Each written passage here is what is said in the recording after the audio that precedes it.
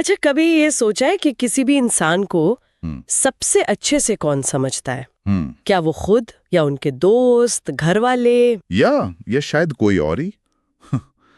ये सवाल ना आजकल और भी गहरा हो गया है। हाँ, पहले शायद जवाब होता है कि हाँ, खुद या करीबी लोग। हम्म पर अब एक नया दावेदार है। बिल्कुल, और उसी दावेदार पर मतलब हमारे फोन पर आज हम थोड़ी बात करेंगे। ये चर्चा असल में दो दोस्तों रोहित और अमित की एक बातचीत पर आधारित है। डिजिटल दिमाग फोन बनाम इंसान, कुछ ऐसा नाम था उसका। हाँ, सुनने में हल्की फुल्की लगती है पर है काफी सोचने वाली बात। और सेंट्रल आइडिया यही है कि क्या हमारा स्मार्टफोन, हम्म जो हर वक्त साथ रहता है, वो हमें हमसे बेहतर जानने लगा है। यही समझने की कोशिश है कि फोन हमारी आदतों, पसंद नापसंद, यहाँ तक कि मूड्स के बारे में कितना और कैसे जान रहा है। और इस जानकारी का मतलब क्या है हमारे लिए? हाँ, रोहित ने तो सीधा चैलेंज ही कर दिया था अमित को। बोला तुम्हारा फोन तुम्हें तुमसे ज्यादा जानता है। जाहिर है अमित को यकीन नहीं होगा पहले तो। भला कैसे हो?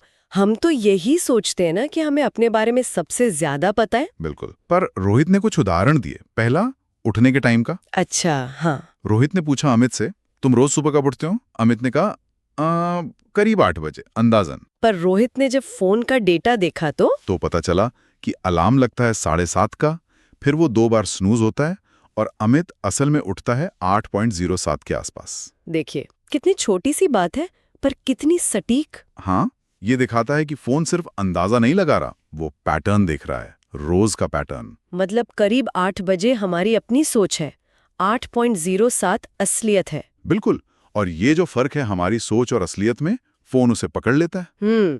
फिर दूसरा उदाहरण था एप्स का। हाँ, अमित को पक्का यकीन था कि वो सबसे ज्यादा टाइम इंस्टाग्राम पर लगाता है। बहुत लोगों को ऐसा लगता है आजकल। लेकिन screen time data? Screen time ने बताया कि भाई साहब रोज औसतन 2 घंटे 43 मिनट यूट्यूब शॉर्ट्स देख रहे हैं। बाप रे, इंस्टाग्राम से कहीं ज्यादा। कहीं ज्यादा। तो फिर वही बात हुई, हमारी धारणा और हमारा डिजिटल बिहेवियर, इसमें अंतर है। और फोन इस अंतर को पकड़ रहा है। लेकिन ये सिर्फ टाइम या क्लिक्स की बात नहीं है ना? नहीं नहीं, बिल्कुल नहीं। रोहित ने समझाया कि फोन इससे आगे जाता है। वो शायद ये भी अंदाजा लगा सकता है कि अमित कब थोड़ा डाउन फील कर रहा है, उदास है। वो कैसे? जैसे मान लीजिए अमित अचानक बहुत सैड गाने सुनने लगे, उसकी प्लेलिस्ट में वैसे गाने बढ़ जाएं, अच्छा। तो एल्गोरिथम इसे एक सिग्नल की तरह देख सकता है कि मूड शायद ठीक नहीं है। और भूख लगने का वो जोमेटो वाला उदाहरण? हाँ, अगर वो जोमेटो खोलने से ठीक पहले दोस्तों को मैसेज कर रहा है कुछ खाने चलें बार बार, तो फोन इसे भूख के पैटर्न से जोड़ सकता है। यहाँ तक कि बोरियत का भी पैटर्न? मतलब कुत्ते बिल्ली की वीडियोस देखना। हाँ, रोहित का कहना था कि जब कोई अचानक बहुत सारे रैंडम क्यूट वीडियो देखने लगे, तो ये फोन के लिए सिग्नल हो सकता है कि यूजर शायद बोर हो रहा है, ध्यान बटाने के लिए कुछ चाहिए। कमाल है। तो मतलब फोन सिर्फ डेटा नहीं रख रहा, वो पैटर्न समझ रहा है। बिल्कुल, डेटा पॉइंट्स के बीच का कनेक्शन एल्गोरिदम्स यही तो कर रहे हैं।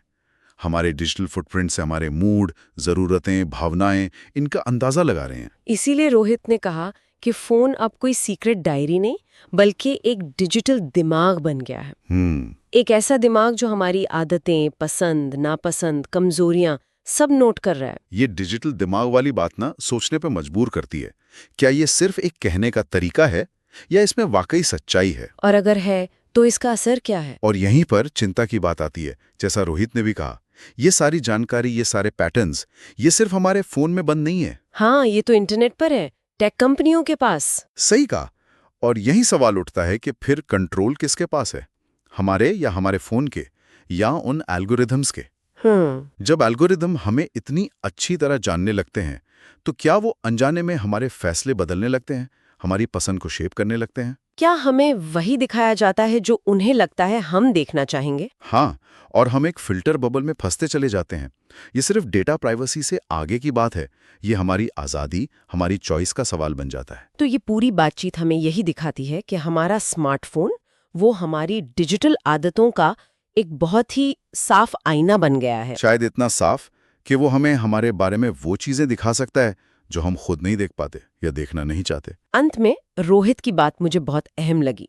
टेक्नोलॉजी अपने आप में अच्छी या बुरी नहीं है। नहीं, बिल्कुल नहीं। दिक्कत तब होती है जब हम बाहरी डेटा पर इतने निर्भर हो जाते हैं कि खुद पर ध्यान देना कम कर देते हैं, अपनी अंदर की आवाज सुनना कम कर देते हैं।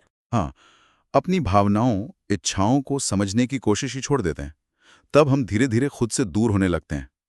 और शायद यही समझकर अमित ने तय किया कि वो अब स्क्रीन टाइम के साथ साथ खुद पर भी ध्यान देगा, खुद को बेहतर जानने की कोशिश करेगा, जो एक अच्छी शुरुआत है मेरे ख्याल से। बिल्कुल, डिजिटल और असल जिंदगी में एक बैलेंस बनाने की तरफ पहला कदम। तो अब जब हम इस चर्चा को खत्म कर रहे हैं तो सुनने वालों के लिए एक सवाल छोड़ जाते हैं। जरूर। अगर ये सच है कि हमारा फोन हमारी आदतों, हमारी पसंद, यहाँ तक कि हमारी भावनाओं के पैटर्न को हमसे बेहतर समझ सकता है, तो क्या ये मुमकिन है कि हम अनजाने में अपने अगले चुनाव, अपनी अगली पसंद, अपने अगले विचार को उसी डेटा के आधार पर तय कर रहे हों जो हमारा फोन हमें दिखा रहा है? ये सोचने वाली बात है।